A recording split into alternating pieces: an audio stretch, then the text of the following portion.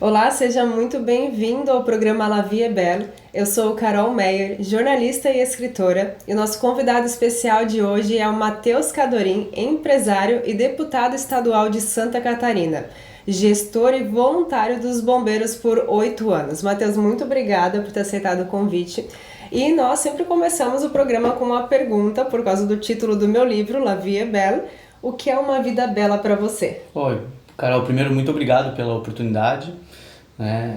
Eu sou muito fã das iniciativas locais aqui, né, de comunicação. Tem muita gente boa fazendo coisa muito legal. E então, parabéns aí pela iniciativa e obrigado pelo convite. Né? Para mim, estar com a família, estar em paz com quem você ama, ter uma vida confortável, não falando de luxo, mas você viver confortavelmente, isso hoje já é algo que pouca gente tem. Né? Se você pegar um conjunto aí de quem tem um teto para morar, quem tem uma família sem problemas, quem tem um emprego, isso hoje já é algo que você precisa agradecer muito. Saúde, ter saúde, né?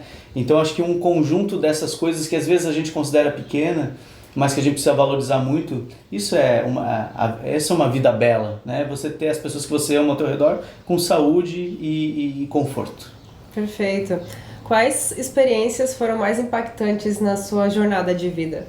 Bom, eu sou formado em Relações Internacionais, eu tenho MBA em Gestão Empresarial. Eu morei muito tempo fora do Brasil por conta dessa formação, então foi um ano na Nova Zelândia, 4 anos na China. Fui para aprender os idiomas, fui para trabalhar. Depois eu voltei para o Brasil, fiquei intercalando o meu trabalho entre poder público e privado, então fui gestor de desenvolvimento econômico de Joinville, de Jaraguá do Sul. Depois eu me especializei em tecnologia, né? Eu sou startupeiro, eu tenho startup, eu gosto muito do ramo. E virei acelerador de startups, né? A gente tinha uma aceleradora em Jaraguá do Sul e nós ajudamos a criar mais de 80 empresas, né? Então são empresas e startups que estão no mundo hoje no mercado. E depois desse período eu fui convidado para ser gestor dos bombeiros voluntários. E ali foi uma experiência assim, transformadora, porque conviver com aquelas pessoas é algo muito engrandecedor, assim, né? E saber que a minha atividade, o meu trabalho lá proporcionava a eles a segurança, o conforto, a técnica, o equipamento para que eles pudessem salvar vidas, para mim foi um período assim, muito, muito legal da minha vida. E desde que eu me formei, há 20 anos, eu já botei na cabeça que eu ia entrar para a política. Então eu comecei a me preparar. E eu fiz tudo isso que eu fiz já pensando em um dia ter currículo suficiente para botar meu nome no folder e apresentar para as pessoas como candidato. E foi isso que aconteceu. Depois de todo esse período, e eu sempre aguardando o momento certo, porque eu fui convidado para ser candidato a vereador, vice-prefeito ao longo dessa trajetória, né? Mas eu não me sentia... Tinha 3 coisas que eu precisava ter para ter certeza. Uma estabilidade financeira, para eu não depender de política para ver, que eu acho que isso é muito importante. Segundo, a plataforma correta. Eu tive convite de outros partidos, mas eu não consegui me identificar plenamente com eles, com os ideais, com as ideologias. E terceiro, o convite correto, porque eu entendi o seguinte: se eu quero me lançar candidato, vai ser muito mais forte se alguém me convidar, baseado na minha capacidade de gestão, no que eu tenho apresentado, do que eu me forçar. Eu quero ser candidato, deixa eu ser candidato, né? E no ano retrasado, tudo isso culminou com eu estar já estabelecido lá na corporação e com as startups, eu encontrar o Partido Novo, que é um partido que sempre me chamou a atenção por conta de falar exatamente o que eu penso, de Estado enxuto, de valorizar o empreendedor, né, de dar mais oportunidades para a geração de emprego e renda. E faltava o convite. E aí veio o prefeito Adriano, né, que é um cara que eu admiro demais, me convidar para fazer o processo seletivo do partido para ser candidato. Falei, bom, fechou tudo, vamos embora. E aí eu fiz o processo, no fundo, dos primeiros eleitos no processo seletivo daquela época, e me lancei na candidatura. Então essa foi uma trajetória aí que foi... Toda ela teve os seus impactos ao longo do tempo, né? Morar fora foi muito importante para mim. E aprender uma língua completamente estranha foi muito importante também. Então tudo isso, ao longo dessa trajetória, me trouxe aqui para ser candidato e ganhar uma eleição para deputado estadual de primeira, né? Isso é muito raro de acontecer. Então tenho certeza de que foi todo esse esforço ao longo desse tempo os impactos ao longo desse período que me trouxeram até aqui. E o bacana é observar que você visualizou antes de acontecer. Muito. Você sabia o que você queria, né, com clareza, visualizou aquilo e aconteceu, né? O universo trouxe para você. Eu joguei muito para o universo, muito. O tempo inteiro eu falava isso. Até a Joana, né, minha esposa, quando ela me conheceu, eu já avisei ela, um dia eu vou entrar para política. Você tem que estar preparada, né? Eu vou entrar, eu vou me candidatar, eu vou ganhar. Isso aqui vai ter um período para isso acontecer, né? Eu vou me preparar para isso. E quando aconteceu, eu senti que foi realmente uma virada de chave, assim, de uma preparação, de realmente desejar aquilo com todas as forças, de me jogar de cabeça num projeto. E até durante a campanha minha mãe perguntou, né, Matheus, e se tu não se eleger? Porque era muito mais provável não me eleger, né, dentro de toda a conjuntura política. Eu falei assim, mãe, eu não tenho plano B, eu vou me eleger. Aí depois que passou o resultado da eleição, ela disse que ela ficou 3 dias sem dormir por causa dessa minha fala. Falei, mas era isso, eu ia ganhar de qualquer jeito, então isso já estava na minha cabeça, que isso ia acontecer de uma forma ou de outra. Foi tão complicado quanto eu achei que seria, até mais, mas aconteceu. E agora, por conta disso, a gente já tem um planejamento para mais 16, 20 anos. E eu já estou trabalhando nisso e me desenvolvendo para eu ter a capacidade de quando isso acontecer, no tempo que acontecer, eu vou estar preparado. E outra coisa que eu comento, assim, as pessoas perguntam no YouTube, é referente, que muitas pessoas falam pra gente focar em um negócio só. Mas você teve a startup para entrar na política e ter todos esse currículo ali dentro. Como foi para você essa questão de foco? Ao invés de focar em um só, mas focar em outros segmentos também, porém fazer bem feito também em todas elas. Eu queria que você comentasse um pouco como foi esse processo. É que todas elas têm, apesar de serem bem diferentes, assim, elas têm uma ligação em comum, que é a questão da gestão, do empreendedorismo, de você resolver as coisas de forma rápida, ágil e consistente, né? Então, o morar fora foi uma experiência de crescimento pessoal, de relacionamento interpessoal, de desenvolvimento de capacidade técnica de línguas, de negociação, porque eu fiz muito comércio exterior lá também. Tudo isso, apesar de serem, né, depois a questão da startup, de você pegar uma ideia, tirar ela do papel e fazer ela funcionar, convencer as pessoas de que aquilo realmente é bom, de que aquilo vai funcionar. Depois no bombeiro, como é que eu transformo uma instituição centenária em uma instituição eficiente, porque o bombeiro não tem tempo e não tem dinheiro.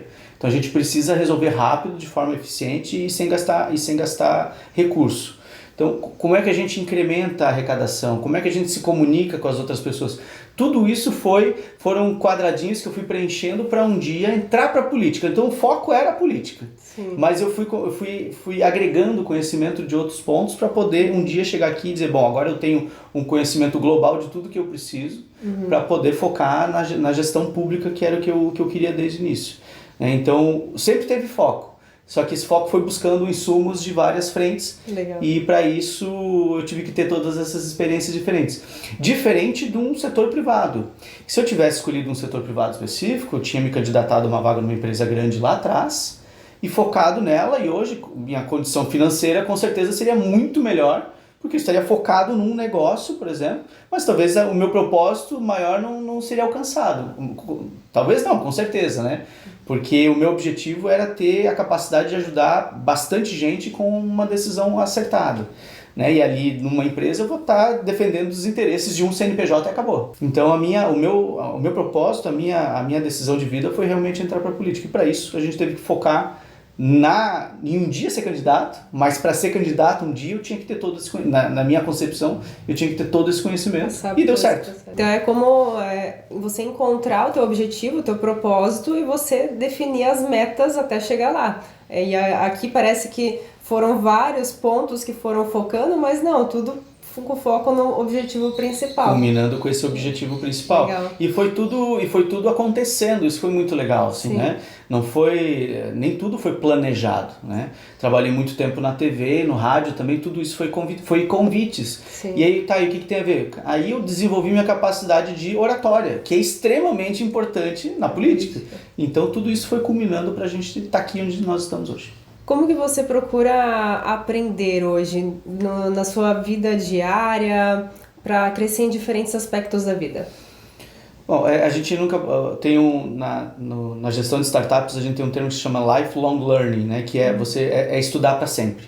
Você nunca mais deve parar de estudar, né? Então tem uma questão é uma questão até física de saúde, porque o cérebro vamos dizer que é um músculo que precisa ser exercitado, né? Então se você para de estudar, de ler, de ganhar conhecimento, ele vai enfraquecendo, ele vai perdendo força. Então, hoje eu estou muito focado na questão de conhecimento técnico legislativo,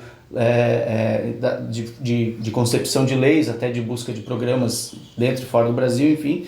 Então, hoje eu sou muito focado nesse setor. E aí eu busco informações diversas lá. A gente tem muito curso que a gente pode fazer, participar da maior quantidade possível de encontros com lideranças para você absorver conhecimento. Porque não tem necessidade de inventar a roda, tem muita coisa que já deu certo fora que ainda não foi aplicada aqui.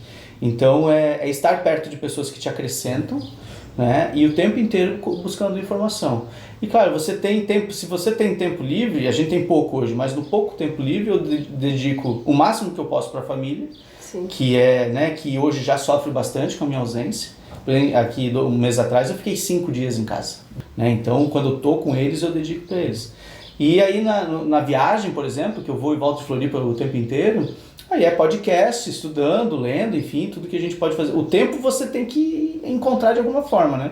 Como a gente tem esse período aí sobrando, digamos assim, é o tempo que a gente usa para estudar. Legal. E você até comentou de alguns valores teus, mas eu queria que você comentasse dos teus princípios e valores que que guiam a tua vida. Tá. Isso vem de família, assim, né? A questão de honestidade, de trabalhar mesmo, você trabalha para você, Sim. Né? Depois para os outros. Você tem que entender que o que você faz hoje precisa ser melhor do que você fez hoje amanhã. Não comparando com os outros, comparando com o que você fez. Comparar com os outros é uma bobagem, porque sempre vai ter alguém melhor que você ou pior. Então, se você achar que está super bem porque você está se comparando com alguém pior, é um erro. Achar que você está mal porque você está se comparando com alguém melhor é outro erro. Você está melhor do que você mesmo ontem, ótimo.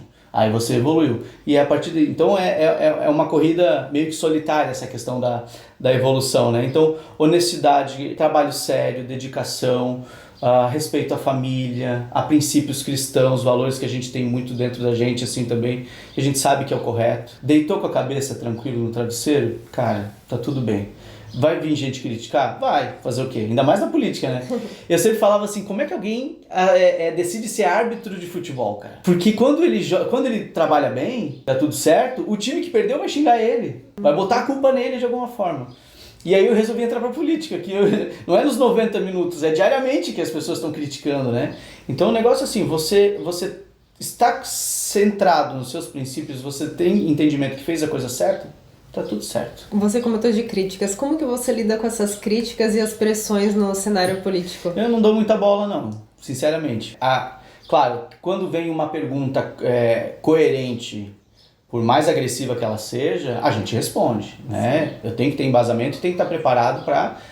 Cada decisão que eu tomar, eu sei que vai ter uma consequência. Uhum. Mas eu não me abalo com crítica porque é natural. Eu acho um erro apagar... mensagens de pessoas que te criticam na rede social.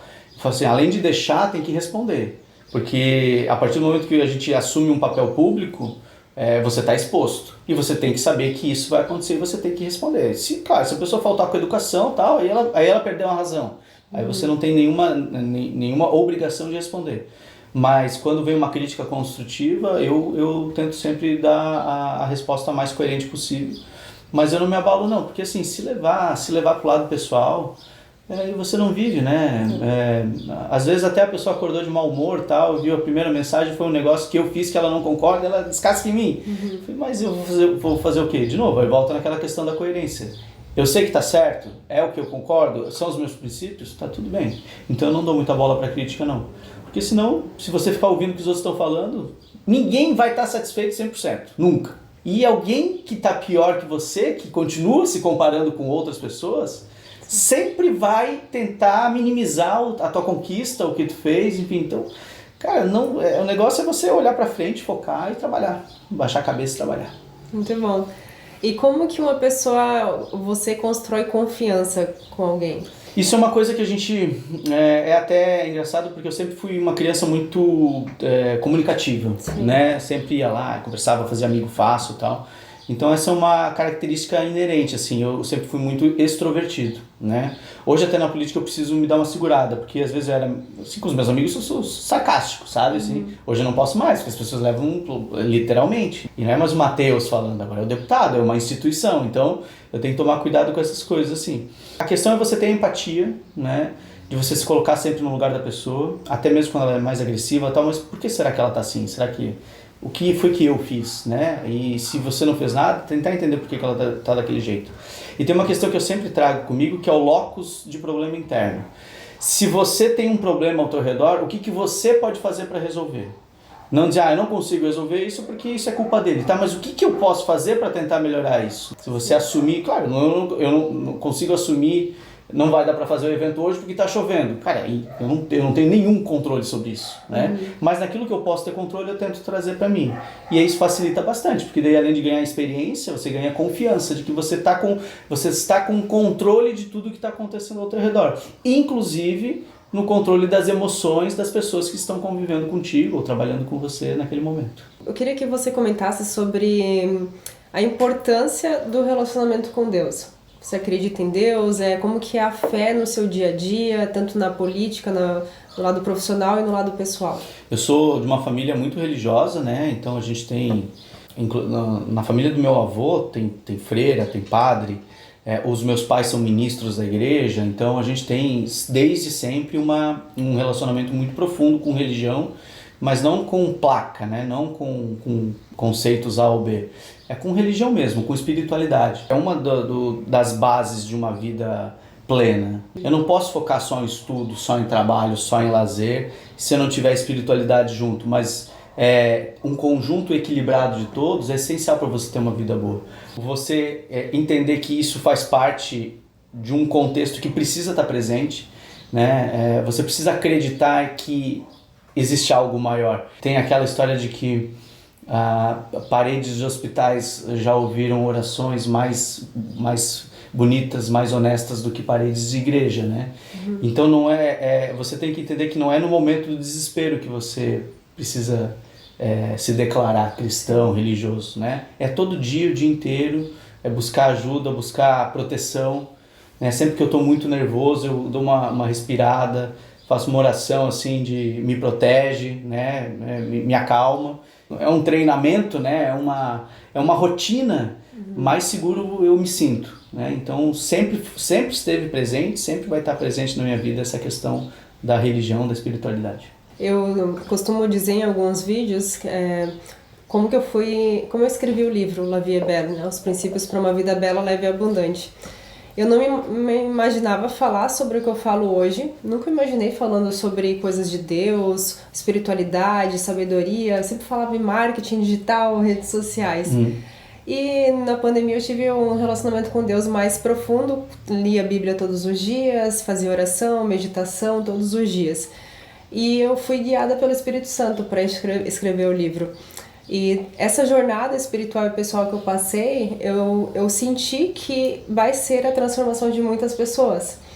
E aí eu comecei a produzir conteúdos, veio o programa La Vie est Belle, as palestras La Vie est Belle, onde eu levo essa mensagem para as pessoas, para trazer essa concepção de que a vida ela é bela, independente das circunstâncias que nós vivemos, né? E porque hoje em dia eu vejo que muitas pessoas estão ouvindo muito o lado negativo, né? Tendo pensamentos negativos, ou muita ansiedade, depressão, e o nosso ser interior ele é perfeito. Só que no fundo a gente precisa ter esta fé, e muitas pessoas perderam a fé, então eu quis trazer esta mensagem, começar a levar, parei de fazer o que eu estava fazendo tudo com marketing, uso o marketing hoje para levar a mensagem. Então assim, hoje eu vivo o propósito de Deus, e eu sei também que todas as pessoas podem viver isso, basta buscar a Deus e ter esse momento para descansar mesmo, descansar no sentido de você olhar para dentro de si. E isso que você comentou, tudo que a gente está conversando aqui, faz É exatamente isso, de você saber equilibrar a tua vida profissional, pessoal e espiritual, para você viver neste equilíbrio e se sentir bem, se sentir leve, né? E eu queria que você comentasse que quando você comentou ali no início os teus momentos mais impactantes, né? Mas quais foram as coisas que você valoriza na tua vida e que te torna feliz, né? Que tem coisas que a gente faz no dia a dia que a gente fala, nossa, me sinto muito bem. Tem coisa que a gente faz assim porque a gente precisa fazer, porque é um compromisso que a gente precisa fazer. Certo. Mas tem coisas que nos deixam muito, muito feliz e traz um bem-estar, de você se sentir bem, assim, de deixar mais leve. Eu queria que você comentasse sobre isso. Dá para separar em dois blocos aqui, o bloco família e o bloco trabalho, né? Sim. No família é ver meu filho crescendo, aprendendo as coisas, chegar com uma frase com um vocabulário diferente, contar uma novidade, enfim, é muito legal ter essa presença. Começar a mostrar para ele coisas que eu gosto, sei lá, basquete, sabe? E ver que ele pode... música, né? Que ele pode seguir um caminho parecido com o que eu tive. Então, os momentos em família eles são sempre muito ricos nesse sentido, né? No trabalho, sem dúvida nenhuma, é quando a gente consegue aprovar questões que facilitam a vida das pessoas, que melhoram a condição de vida delas, que tiram peso de imposto, de carga tributária, de burocracia. Quando a gente entende que isso foi feito de forma correta e que está aprovado, é a melhor sensação que eu podia ter, que aí é a sensação que eu sabia que eu ia ter se eu seguisse o propósito de entrar na vida pública, né? De poder ajudar as pessoas com uma ação minha, com uma decisão minha. Então, são esses momentos assim, de vitórias pequenas e recorrentes vitórias que me deixam muito contente mesmo assim, na minha área profissional. E na área familiar vai ser o filho daqui para sempre, né? Não tem como ver o crescimento dele, é o que me deixa muito contente mesmo. Tem algo que você ensina pro teu filho que é como se fosse uma verdade, uma crença que você quer que ele leve para a vida toda? É o que você sempre fala? Alguma coisa que eu repito direto? Tem uma coisa que eu falava muito pouco, que eu te amo pros meus pais, né? Eu falo diariamente para ele, e ele agora ele fala, né? A gente não precisa mais ficar insistindo, né? Ele mesmo fala. Sim. Externar os sentimentos, né? É muito importante. Por que você está assim? Por que você está irritado? Por que você está chateado, né? Para ele poder se expressar melhor, para ele ter uma vida mais plena, para ele não guardar rancor, né? Para ele não ficar estressado. Hoje a gente vê essas crianças com uma quantidade absurda de informação na cabecinha deles, coisa que a gente não tinha. A gente brincava na árvore, né? A gente tava ali comendo goiaba, né? Eu sou de Piraberaba, então a gente brincava na rua. Aliás, acho que a gente foi uma das últimas gerações a realmente aproveitar a rua, né? Brincar bastante. Só voltar para casa quando tocava o sino, né? Tinha que voltar correndo, né? Mas hoje eu ensino muito para ele se expressar, para ele falar antes de agir impulsivamente. Espera, respira. O que você está pensando? O que você está sentindo? Aqui, principalmente nesse momento de 6, 7, 8 anos, que é um momento crítico de formação de personalidade, é agora que a gente precisa, e eu também preciso me policiar muito, porque às vezes eu estou cansado, estou estressado também, e aí ele faz um estardalhaço, a gente se estressa junto, né? Mas é o momento de botar a mão na cabeça e falar assim, vamos lá, me explica, o que está acontecendo? Né? Me ajuda a entender o teu problema para eu poder te ajudar. E aí, também, assim, a gente transmite a empatia, né? Para ele poder fazer também e crescer como um ser humano mais saudável.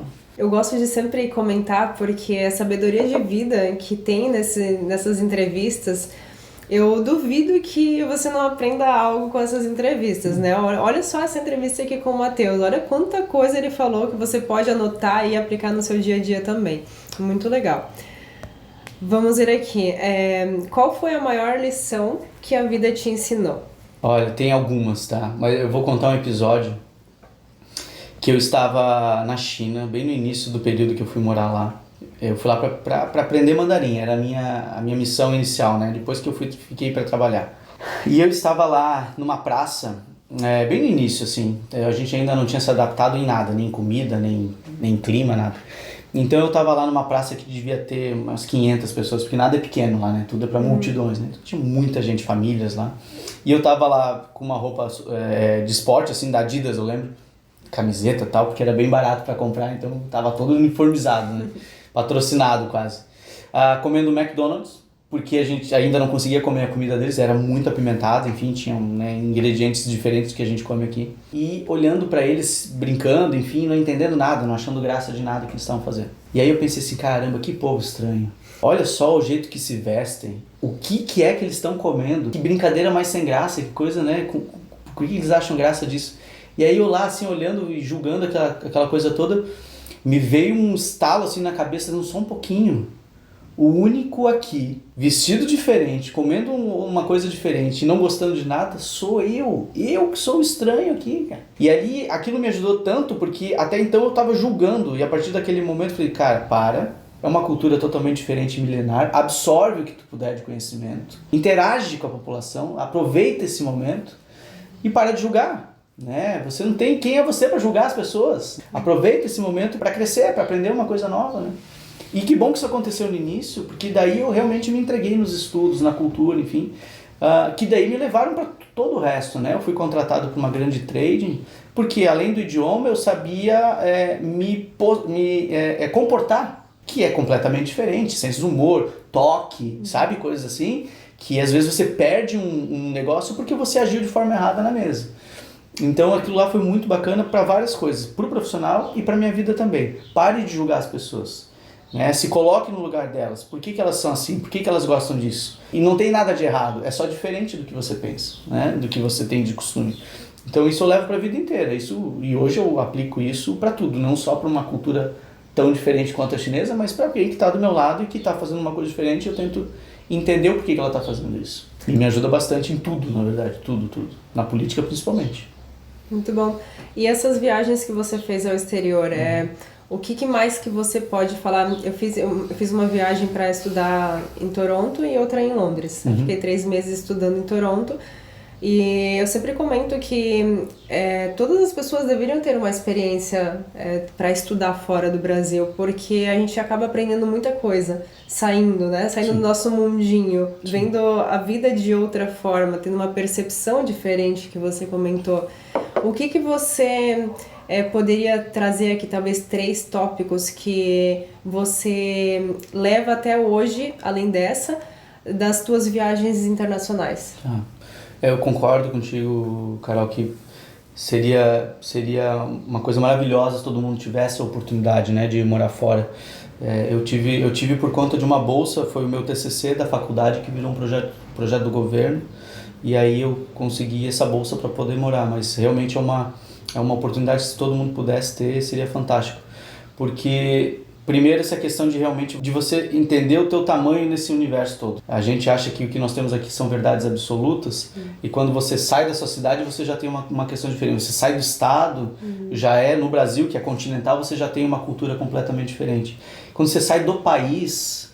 Aí você vê realmente que a vida ela é muito mais complexa do que a gente imagina. Mas também ela não precisa ser, porque às vezes a gente cria problemas tão grandes de coisas muito pequenas. Então a empatia é algo muito importante.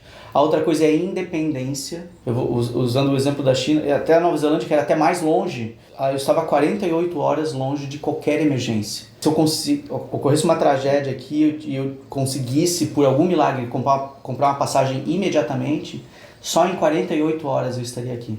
Então é uma questão de independência, de você se virar sozinho mesmo, você, o que você vai fazer para se virar aqui, então de você ter essa capacidade. E a outra de você conhecer novas culturas mesmo, de você ter a vantagem, eu até acho que é uma vantagem quem pôde morar fora, de você ter tido a experiência de morar num lugar que tem pensamentos diferentes dos teus. Isso te traz uma capacidade de enxergar problemas de diferentes ângulos, né? O chinês, ele, por exemplo, né, usando eles de novo como exemplo, ali eu só não visitei os países ricos, né? Japão e Coreia do Sul. E Coreia do Norte, óbvio que não dá pra entrar, né? E nem queria também. Mas Coreia do Sul e Japão eu não fui por conta de visto e tal. Mas nos outros países eu fui em todos. Fui Laos, Camboja, Vietnã, Malásia. E ali todos eles com as suas culturas diferentes, seus modos de pensar, enfim, de agir. E aí você consegue ver a resolução de problemas de diferentes ângulos. Onde que isso me ajudou depois? Nas startups. Lá na frente... Eu usei esse conhecimento para, peraí, mas eu tenho certeza que é assim que tu quer resolver essa dor? A gente chama de dor dos problemas, né, na startup. É assim que tu quer resolver essa dor? E se você pensar desse outro jeito? né? Porque o problema é o mesmo. A gente sempre fala assim, você não pode se apaixonar pela ideia, tem que se apaixonar pelo problema. Qual que é o problema que tu quer resolver? Porque tu pode ter várias formas de resolver, né? Qual que é a forma que vai dar mais eficiência com menos custo e menos tempo? Então essa visão macro das coisas, não só focada com um cabresto, assim, é uma coisa que morar fora te traz com certeza a possibilidade de ampliar teus horizontes, assim. Então, que pena que nem todo mundo pode ter oportunidade, mas se quem estiver assistindo a gente e tiver em dúvida, não tenha. Se tiver condições e tiver a oportunidade de morar fora, vai embora. Qualquer lugar. Vai, aproveita, tira esse tempo para você. É um divisor de águas na vida das pessoas, com certeza. Nem que seja por uma semana, ou menos. Vai viajar, vai ter a experiência de conhecer um outro lugar. Você vai ver como isso já vai ser uma etapa a mais na sua vida, com certeza. Tem alguma mensagem a mais que você gostaria de compartilhar aqui conosco, ou um conselho? Ai, conselho é ruim de dar, né, Carol? Eu gosto de convidar as pessoas a participarem minimamente mais da política. A gente reclama muito que os políticos só aparecem a cada 4 anos, mas é porque as pessoas só cobram deles a cada 4 anos. Né? Elas só se interessam de verdade pelo que eles estão fazendo a cada 4 anos. E a gente está diariamente lá, e assim, agora eu digo de cadeira, que tem gente muito boa trabalhando bastante. Uhum. Só que a máquina é muito pesada, lenta, e ela tem um monte de travas propositais para manter esse status quo de gente muito ruim que está lá a vida inteira e que não quer sair. Né? Então a nossa tarefa lá é árdua em duas frentes. Uma de levar a inovação, de trazer coisas novas, e a outra de tentar quebrar esse ciclo vicioso de gente que está lá se mantendo só pelo poder. Né? Não tem propósito de ajudar as pessoas. Não tem a vontade legítima de estar lá para ser reconhecido como alguém que fez alguma coisa boa. Está lá por estar lá. Então um convite que eu faço para as pessoas é acompanhem, assim, até faça a provocação, você lembra em quem você votou nas eleições passadas? Né? Foram 5 votos. Né? Às vezes as pessoas já esqueceram, faz menos de 2 anos. Né? Então, e essas pessoas estão legislando sobre a sua vida, elas estão decidindo a sua vida pelos próximos 3 anos e meio ainda, 3 anos. Então é importante que as pessoas estejam mais envolvidas para fazer decisões mais acertadas para melhorar a vida delas e da sua comunidade. Então, assim, não como um conselho, mas como até um pedido de ajuda. Acompanhe o que está acontecendo. E nós estamos sempre de portas abertas para receber críticas, sugestões. É um gabinete muito técnico, né? Foi formado por processo seletivo. Eu recebi mais de 1.000 currículos e a gente selecionou os melhores para trabalharem para a gente. Então, a gente entrega muita coisa com conteúdo, com consistência. E temos feito um mandato diferente, apesar de ser o mais novato de todos. Que eu brinco que eu nunca fui, mas é verdade, eu nunca fui candidato a síndico de prédio, eu fui direto para deputado estadual. Uhum. Então eu tenho uma experiência muito maior que a maioria deles lá, de vida privada e até internacional, mas me faltava essa questão política. Então o que a gente chegou lá com tudo é mostrando eficiência, gestão, e agora a gente vai aprendendo os meandros ali da questão política. É uma coisa que eu gostaria mais que as pessoas tomassem. Agora com a mídia social tá mais fácil também, né? As pessoas estão mais em cima, tô acompanhando.